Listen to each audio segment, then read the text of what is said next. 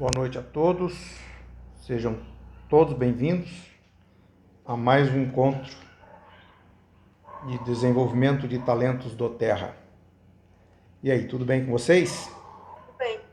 O tema hoje do nosso encontro é o poder da ação.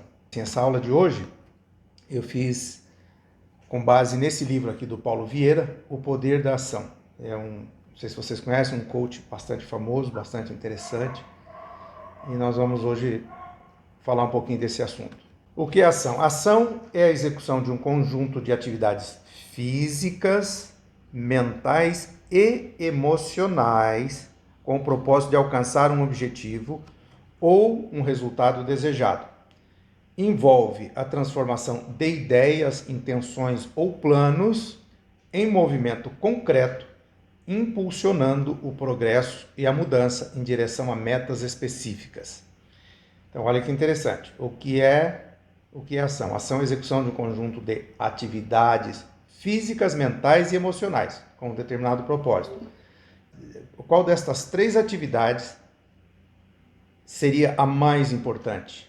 Ou que teria um predomínio maior e que terá uma influência maior na nossa mudança, né? Com certeza, as atividades físicas são importantes, mas eu tenho certeza que as atividades mentais e emocionais são muito mais importantes, porque são elas que vão, de fato, conduzir a nossa atividade física.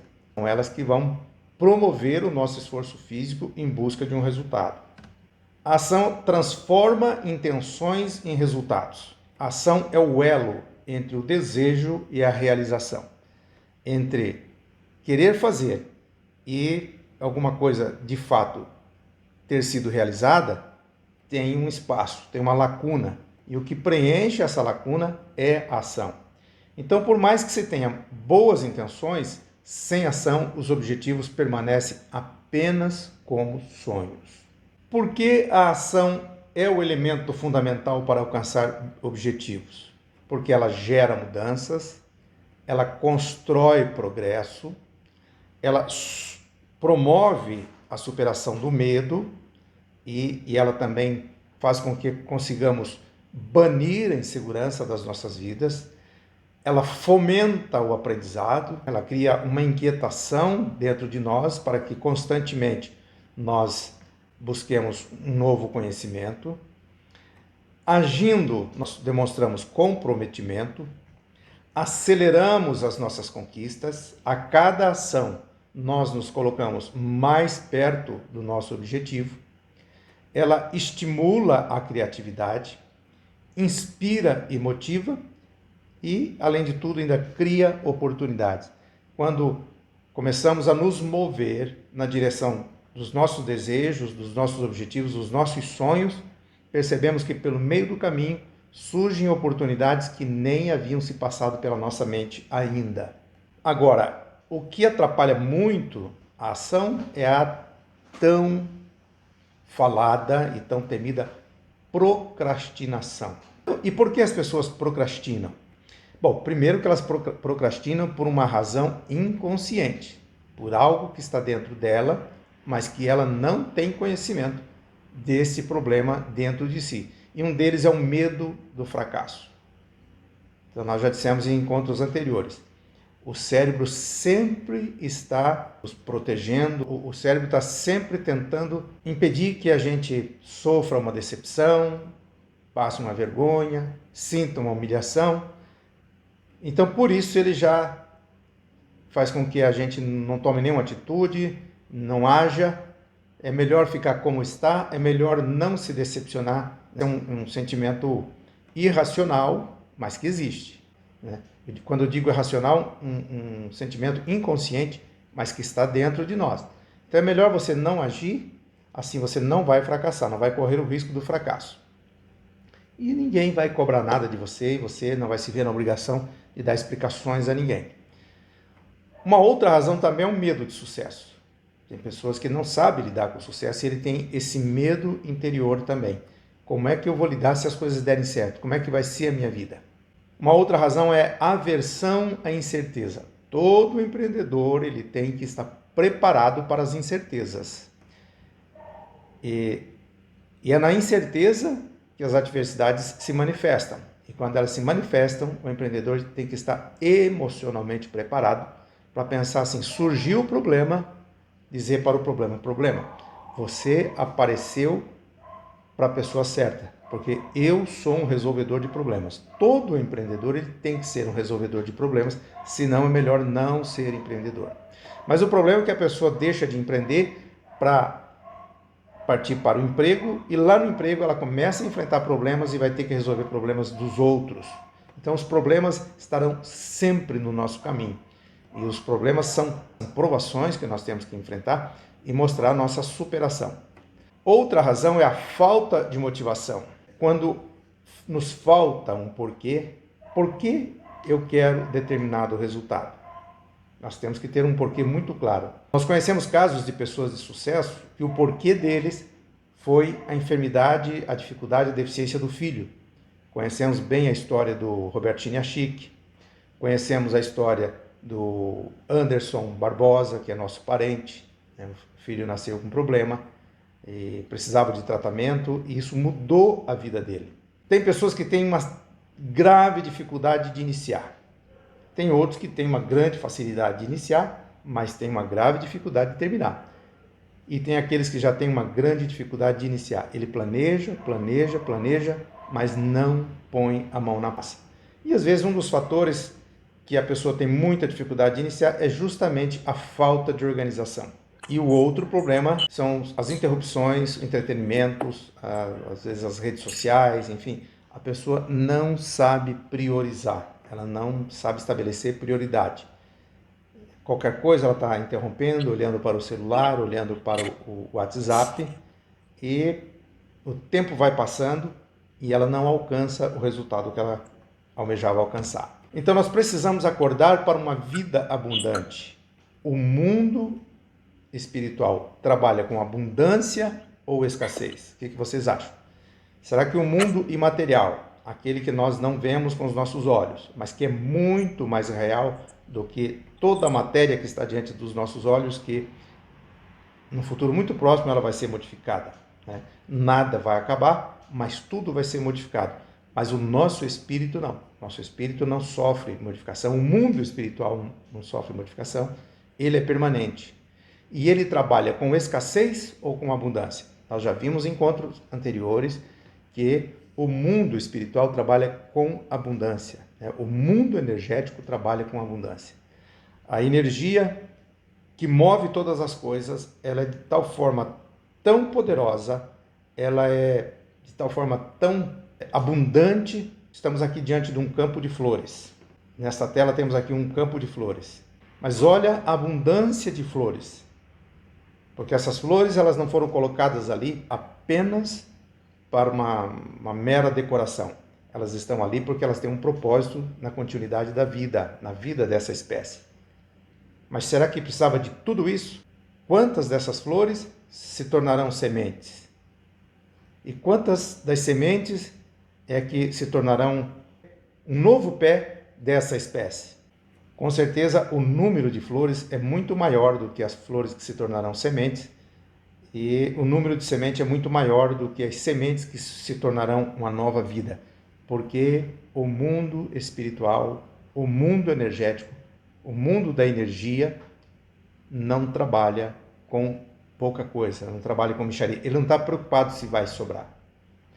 Ao contrário da mente humana, que tem aquela preocupação de escassez, isso vai sobrar, então temos que economizar aqui, economizar ali, para não perder, para não ter prejuízo. O mundo energético não pensa assim.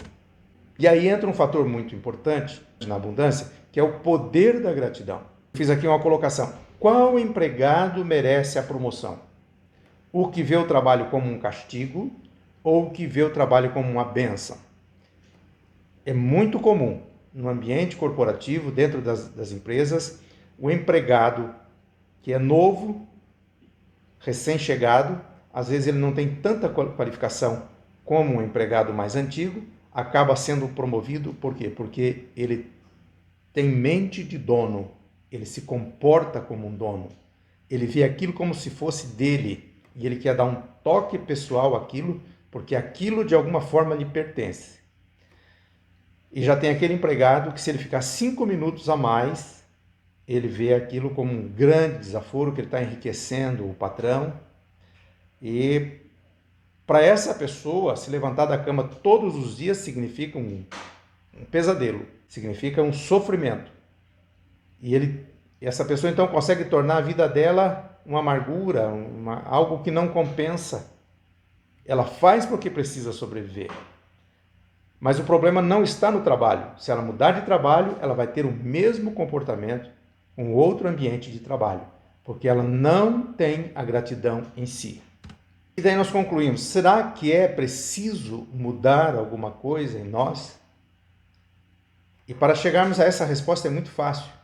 Basta nós analisarmos se nós vivemos a vida dos nossos sonhos ou se não vivemos. Se alcançamos os nossos maiores objetivos, os nossos maiores propósitos, ou se não alcançamos. E se não alcançamos, não existe um fator externo que nos impede de alcançar. O fator que nos impede de alcançar aquilo que desejamos alcançar está dentro de nós. E se está dentro de nós, então algo precisa ser mudado em nós.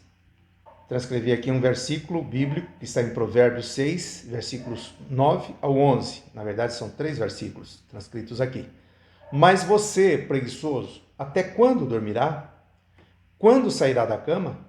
Um pouco mais de sono, mais um cochilo, mais um descanso com os braços cruzados, e a pobreza o assaltará como um bandido. A escassez o atacará como um ladrão armado. Então, só existe um meio de realizarmos aquilo que desejamos realizar. É agindo. Planejando, agindo, atingindo os nossos objetivos. Mas existe uma outra inimiga. Falamos da procrastinação, mas a procrastinação ela tem as suas amigas. E há um conjunto de amigas que são nossas verdadeiras inimigas. E a zona de conforto é uma delas. A zona de conforto é a combinação de mentiras paralisantes que nós contamos a nós mesmos todos os dias. Contamos esta mentira, às vezes, de modo inconsciente, mas contamos no nosso subconsciente e acreditamos nessa mentira. A zona de conforto é um estado mental e emocional em que uma pessoa se sente segura, familiar e sem desafios significativos. É um espaço onde não há grande estresse, mas também não há grande crescimento ou desenvolvimento. É um lugar que não há estresse, mas também não há euforia, não há entusiasmo, não há alegria, não há sentimento de vitória, não há sentimento de realização. É um lugar neutro. Se é um lugar neutro, com certeza não vai levar a lugar nenhum. Tem poder quem age. Tem mais poder quem age certo e massivamente. Então, quando nós nos sentimos temerosos em tomar uma atitude, nós precisamos lembrar de uma coisa. Agindo certo ou errado, algum resultado nós teremos. Agir certo ou errado é melhor do que não agir. Mesmo que hajamos errado, algum aprendizado nós teremos. E quando nós errarmos naquilo que nós fazemos, que estamos buscando fazer, então nós já temos um modo errado que nós sabemos que não funciona e não tem por que tentar esse modo de novo. E nós vamos partir para uma outra maneira de chegar onde nós queremos chegar. Dizem que Thomas Edison fez 10.000 tentativas para inventar a lâmpada incandescente. E quando ele ainda não tinha chegado ao resultado que ele queria chegar, perguntaram para ele, qual tinha sido a vantagem de tudo aquilo. Ele disse, eu já sei de 10.000 maneiras que não funciona. E assim também é nos negócios. Nós precisamos saber os modos que não funcionam e assim nós vamos eliminando esses modos para chegar a um método que realmente funciona e que nos traz resultado. Mas para isso nós precisamos de autorresponsabilidade. Você é a única pessoa responsável pela vida que está vivendo. E você também é a única pessoa responsável pela vida que vai viver futuramente. Então, não adianta nós queremos atribuir a responsabilidade dos nossos fracassos às circunstâncias externas, aos nossos pais, à educação que nós tivemos, a pouca escolaridade, a nossa cor de pele, a nossa condição social, de onde nós viemos, a favela em que passamos a nossa infância.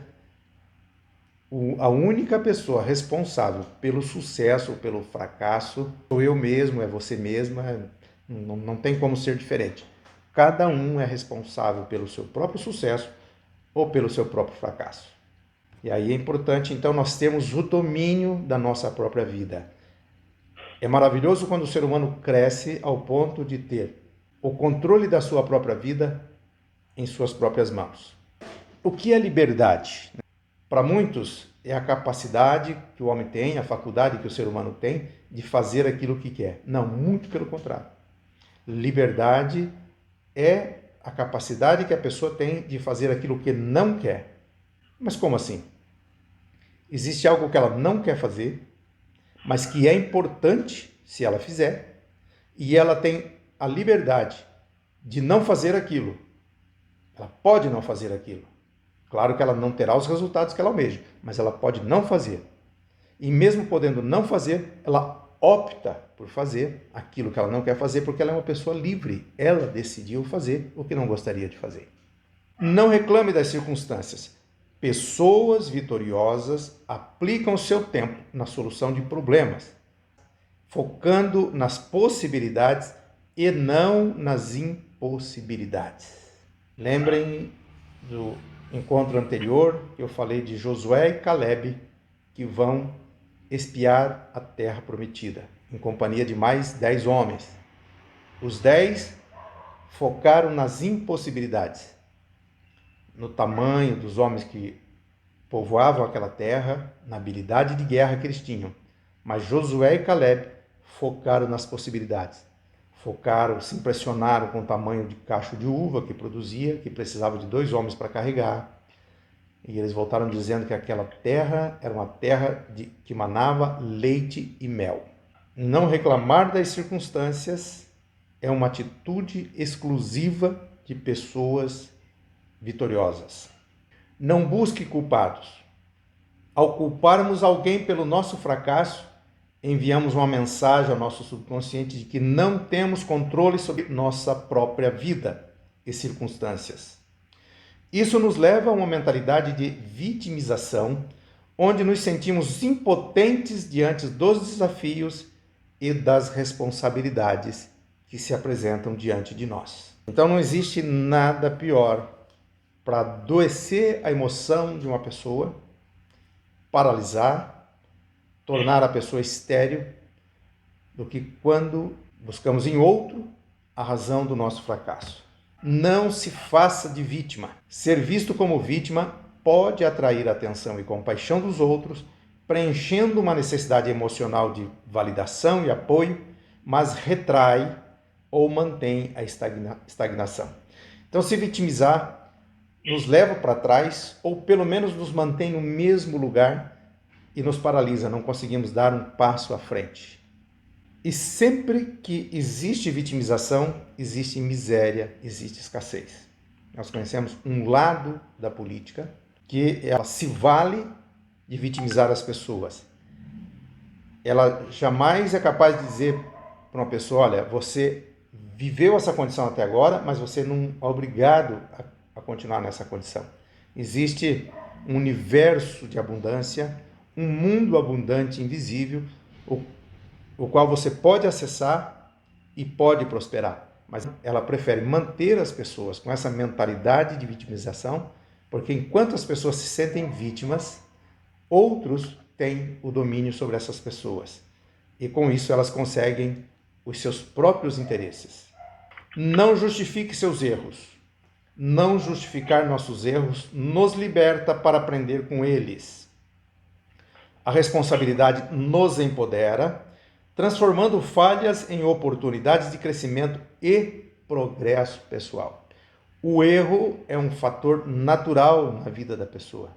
Todos nós erramos. E nós precisamos, então, aproveitar essas ocasiões para uma avaliação e aprender com esses erros. Ou seja, o erro que já foi cometido uma vez, ele não precisa ser cometido de novo. Mas o fato de ter errado não quer dizer que nós precisamos ser castigados por isso. Já basta a consequência natural do erro. E todo erro traz uma consequência natural e nós vamos ter que arcar com essa consequência, não tem dúvida. Não critique as pessoas. Um líder não critica, mas orienta e inspira para o crescimento mútuo.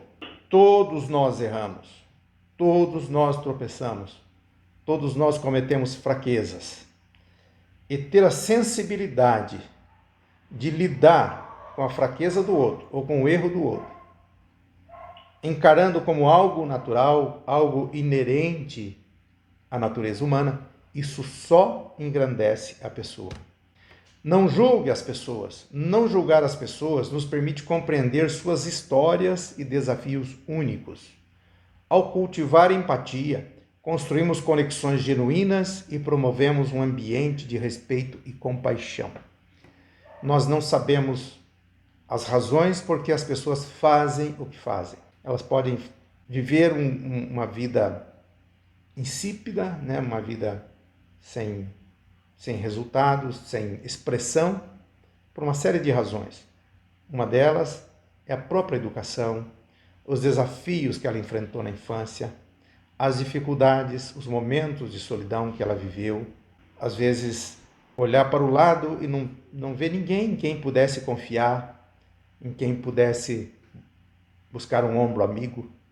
E as pessoas chegam na fase adulta e todo esse drama vivido na infância e na adolescência reflete de alguma maneira na vida adulta. E às vezes é muito mais fácil julgar uma pessoa do que estender a mão para ela e dizer, olha, eu estou aqui do teu lado e juntos nós vamos chegar a um destino seguro. Oportunidade se constrói, não se espera acontecer. Pessoas que vivem à mercê da sorte são extremamente frágeis profissionalmente e vivem aguardando uma grande oportunidade que nunca acontece. Mesmo porque, se a oportunidade se coloca diante dela, ela não tem a capacidade de reconhecer, de identificar uma oportunidade. Muitas pessoas ficam de braço cruzado esperando que a oportunidade bata palma na casa dela e diga, olha, eu sou a oportunidade, eu cheguei. E a oportunidade ela é sutil, ela é sorrateira, precisa que haja sensibilidade para identificar uma oportunidade e abraçar essa oportunidade. Então, vou repetir mais uma vez. Pessoas que vivem à mercê da sorte são extremamente frágeis profissionalmente. O nosso treinamento tem o propósito de fortalecer a mente humana para que nós tenhamos uma vida profissional que realmente vale a pena. Mudando minha existência sem mudar os outros, né? Já dissemos a respeito de terceirizar a culpa, de terceirizar o problema.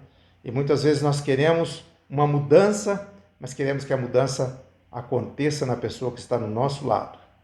No marido, na mulher, na pessoa que está mais próximo, no companheiro do dia a dia. E ficamos ali de braço cruzado esperando aquela pessoa tomar uma iniciativa. Não, o verdadeiro líder, ele age por si só. Só transformamos a nossa vida quando genuinamente escolhemos evoluir, olha que interessante, sem esperar mudanças nos outros. A autonomia traz crescimento pessoal, empoderamento e uma jornada de autodescoberta verdadeira e gratificante. Nós estamos no caminho, na caminhada, na jornada do autoconhecimento. E a cada dia nós nos conhecemos um pouquinho mais. A cada dia nós nos identificamos um pouquinho mais com as nossas verdadeiras capacidades, a nossa verdadeira inspiração, nosso verdadeiro propósito e a nossa verdadeira missão. Para isso nós precisamos de foco. E foco não significa dizer sim ao que desejamos realizar. Olha que interessante. Foco não quer dizer dar o ok total àquilo que queremos fazer. Foco significa dizer não a uma infinidade de coisas que só nos atrapalharia em alcançar o nosso objetivo. E tem coisa muito interessante que nós precisamos dizer não. Tem coisa aparentemente muito importante, mas que nós precisamos dizer não porque nós temos um foco, nós temos uma meta, nós temos um objetivo, um destino a chegar. E para isso nós precisamos lembrar da regra 80-20. Segundo o princípio de Pareto, 80% dos nossos resultados vem de 20% das nossas ações. Concentre seus esforços nas ações mais importantes, maximizando eficiência e sucesso. Isso quer dizer que se nós trabalhamos 10 horas por dia, o que realmente produz resultado, efeito na nossa vida, são apenas 2 horas. Mas é possível nós termos uma rotina de excelência, é possível nós obtermos 100% dos nossos resultados em 100% daquilo que nós fazemos.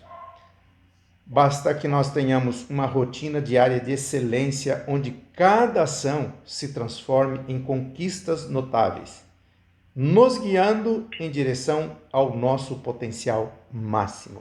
Nós somos uma bomba atômica, nós temos uma energia muito grande, que se essa energia for liberada na sua essência, na sua totalidade, nós fazemos muita coisa.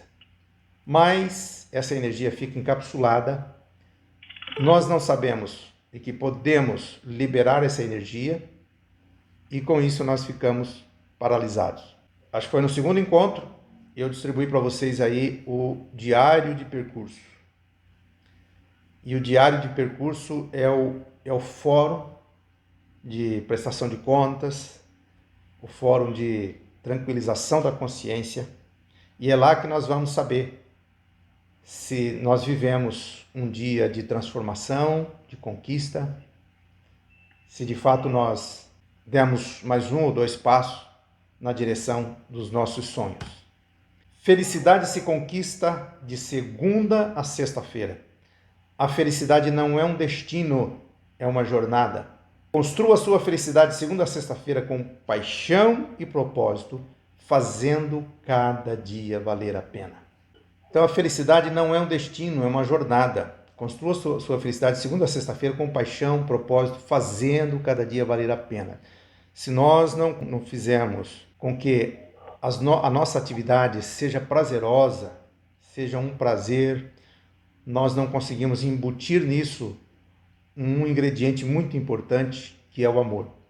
E na ausência do amor, não há aquela completude, não há satisfação, não há um sentimento de utilidade.